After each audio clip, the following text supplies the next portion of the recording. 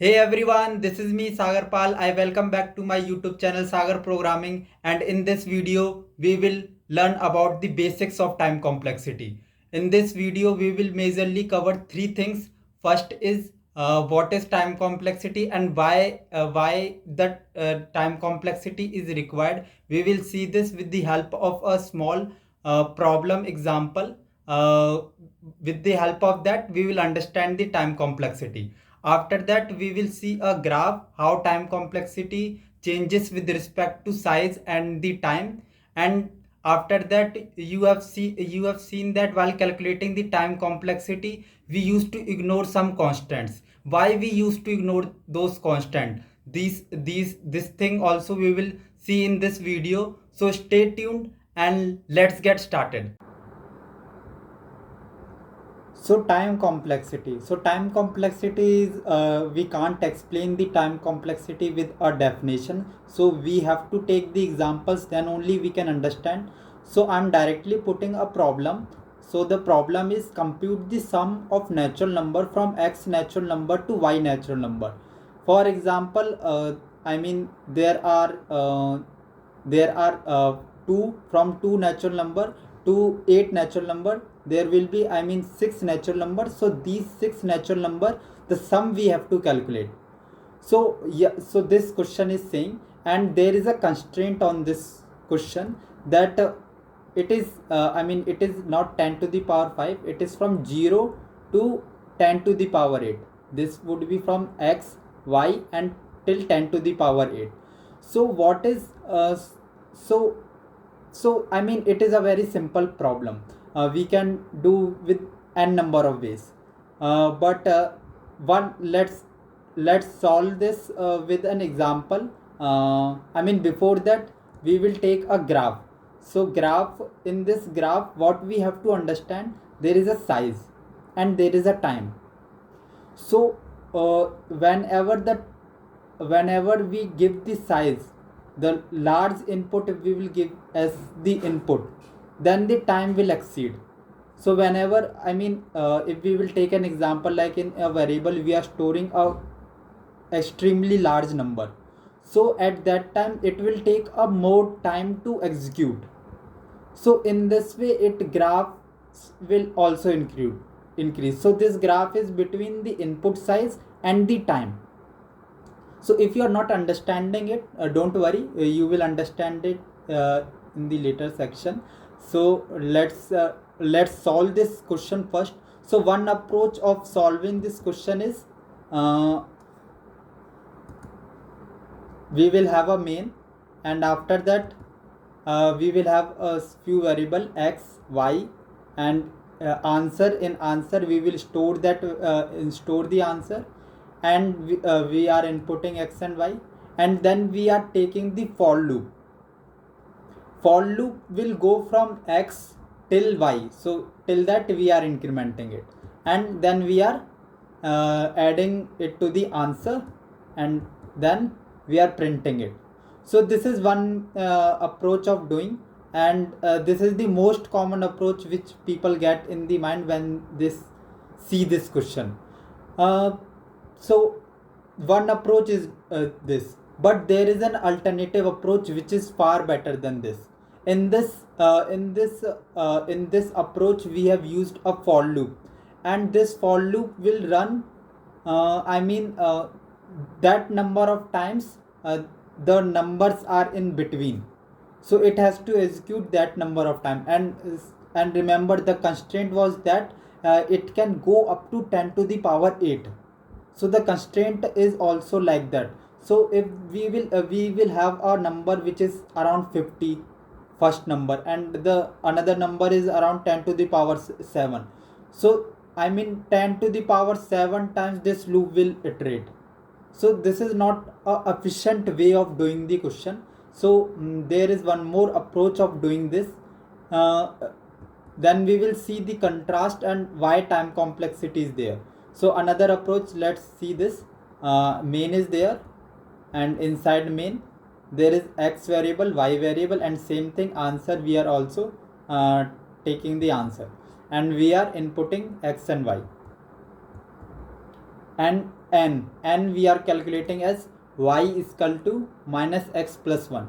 So why I have added the n plus 1 is because if you are starting from 2 and you are ending at 5, so how many numbers are there? 2, 3, 4 and 5. But if you will take the difference 5 minus 2, then only 3 will come. So 1 we should add, because then only we can get the answer. So one approach of doing so this is we have done. Now we have to calculate the answer. So this what I have done in this. Let me annotate also. Yeah. So if you can remember the formula of sum of AP, sum of n terms, what it is used to be.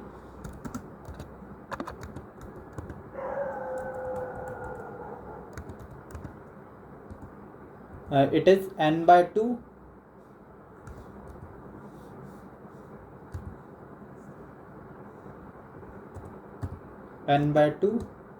multiply a plus l. So we have the x is only the first term and the last term is y. So why not apply this formula and y to iterate? So this is the another approach of doing it, and then simply print the answer. And one more formula is there, n by 2 a plus n minus 1 into d, that also we can apply, but this is the direct shortcut of doing that. So this is the approach. So if you can see this second way, so there are, so it will reduce many iterations. So in this only what is happening, it is taking the number, it is subtracting and it is multiplying, no iteration. And this approach will work for the larger numbers also. So if you have if the first number is the previous example which you have taken, the first number was 5 and the last number was 10 to the power 6 or 7, so it is iterating 10 to the power 6 times. But in this case this is not the case. You will store the 10 to the power 6, you will store the first number, and with only multiplication subtraction only you can find out the answer. So you have seen the approach 1 and approach 2. So there is a optimization difference. So how to make the difference between these two approaches? So there comes the time complexity concept. In time complexity we will find out how this time complexity is less and how the previous time complexity was large. So in this way we have to find out the time complexity. That's why time complexity is made. If you will remember, in the previous approach we have used for loop. We could have used while loop also, we could have used do while loop also, but though these processes were same, so their time complexity would be same. So that's why time complexity concept is made, that these concepts are same, so these time complexity would be same. Now coming to the next, so first part of video we have done. Now coming to the next part, in this, as we have seen in the approach 1, the size, the n input n size was increasing, n times the y minus x plus 1, in that it was would be large. So according to the approach 1, it will go, and it will go for larger input, it will take more time. Rapidly it will increase for larger input.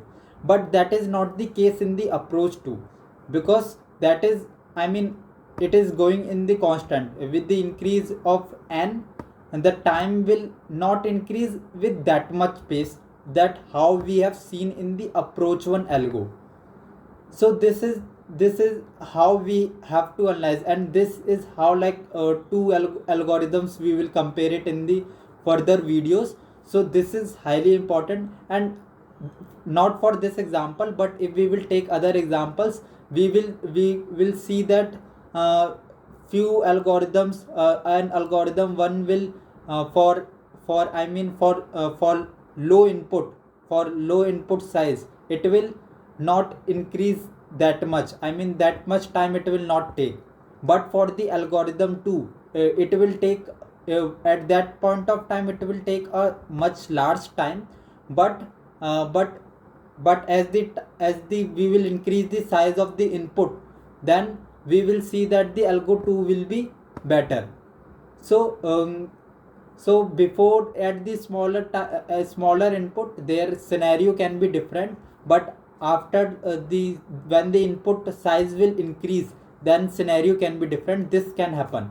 So we have seen in this example that it can be not, this is not for this example, but I have uh, told you in the more generalized way that this can happen. Okay, now coming to the next thing. So in the approach one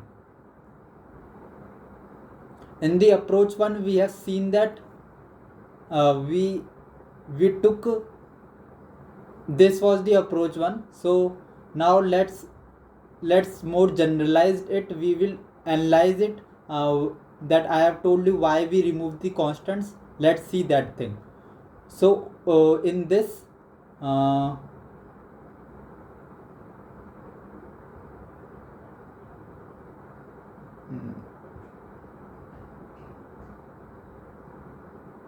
so let's say in this, I mean how many times it will iterate. Let's assume that it is taking n is equal to 10 to the power, n is equal to 10 to the power 5 times. So if it is iterating 10 to the power 5 times, then what is happening? So let's take a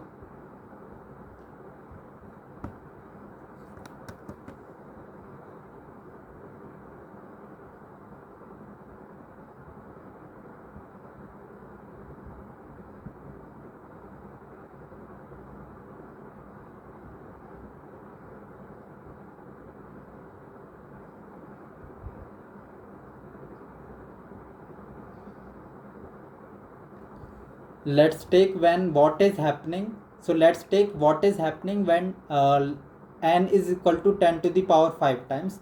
N is equal to 10 to the power 5 times. I mean it is iterating 10 to the power 5 number of times, and at this point of time let's analyze it. So this we also call it asymptotic analysis. We are analyzing the algorithm, though it is the small algorithm, but for understanding the basic things we will do in this way only. So there is something called instructions. So whenever we create a variable, so one instruction used to execute. So I mean, so when we have created this x variable, one instruction have been executed. When we have created this y variable, one instruction.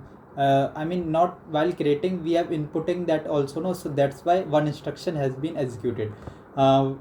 If we have initialized while creating a 0, initialize a variable, one instruction has been executed. So before doing the for loop, total 3 execution has been executed. So let me write it here.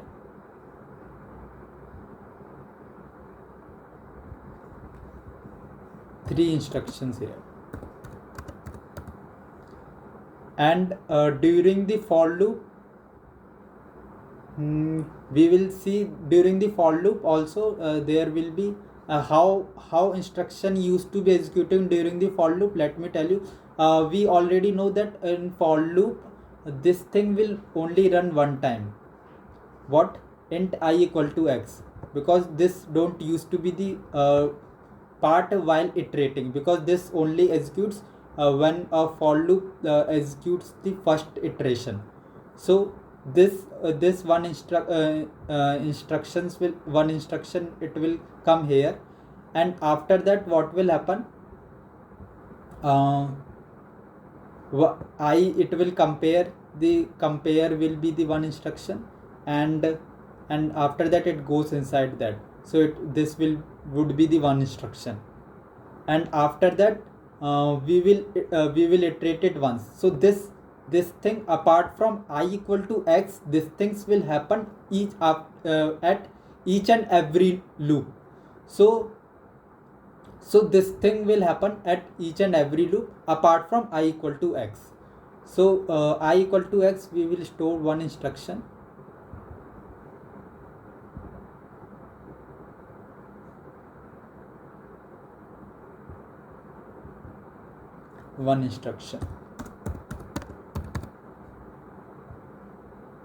and apart from that there are three instructions.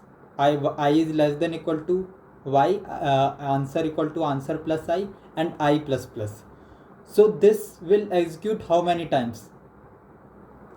N times, n into 3, because there are three instructions. So in for loop there would be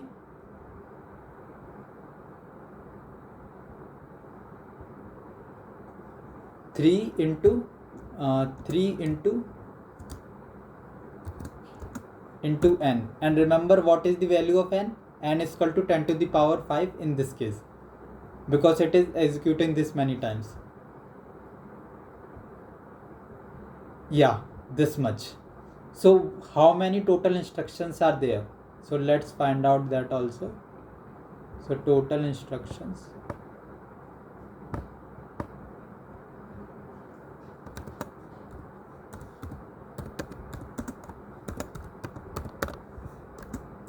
is equal to 3 were the previous, so, and we will add 3 plus 1, so it will become 4 plus 3 into n.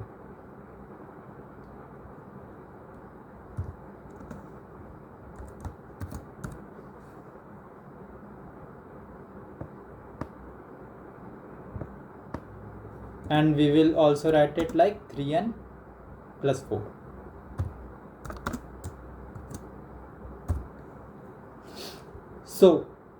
So I mean, n values, whenever we talk about the time complexity, we always used to consider at the highest n. Whenever the n value is large, at that time only, we used to take the worst case of that. I mean, what would be the worst thing when n would be the large? So n would be the large, so at that point of time, so if we will put the value also here, it will become 3 into 10 to the power 5.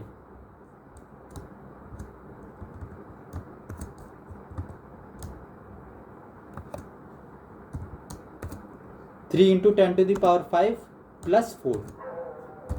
So do you think that for the 10 to the power 5 the 4 value will matter? Because 10 to the power 5 is very large number. So at the large number, the 4 is not so important, and so it will become 3 into 10 to the power 5.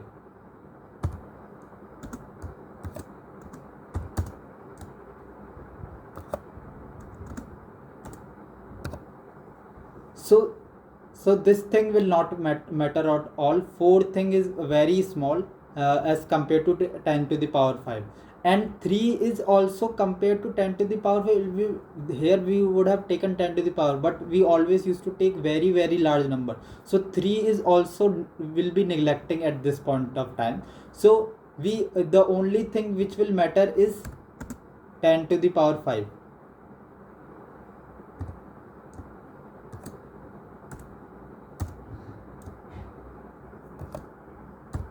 And 10 to the power 5 is what? Is equal to n. So you must have seen that the for loops is big O of n. So it is used to come in this way only. The big O of n we used to say in a very, in a we have seen the for loop and it is executing one time, then we say that it is a big O of n. But this won't happen in this way. There is a quite number of things which happens at the backend. So in this way it is executed. Now let's see the approach to how many it is taking, and it is depending on n. But let's see in the approach to what it is happening. How many instructions are there? So there is one instruction for x, one instruction is for y, and one instruction is for answer equal to y. And there is one more instruction which will store n is equal to y minus x plus 1. And one instruction it happens from the back that it will make the addition. One is this instruction, and n divided by 2, this is one instruction, and this whole is also the one instruction. So total how many instructions are there? 1 2 3 4 5 6 7. So this is n equal to 7 instructions are there. So you will see,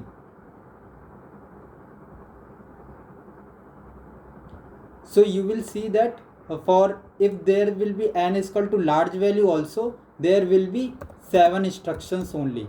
That's why if you can remember, the graph is also like this only.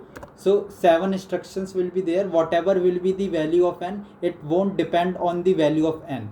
So the total will be the 7 instruction, and we used to call it as big O of constant, big O of c, because the instruction it is doing in the constant. So this is how it works, and we have covered everything about the basics of time complexity. Yeah, this much for this video. From the next video we will solve some problems on time complexity.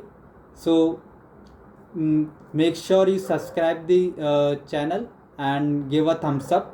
So thank you for watching, and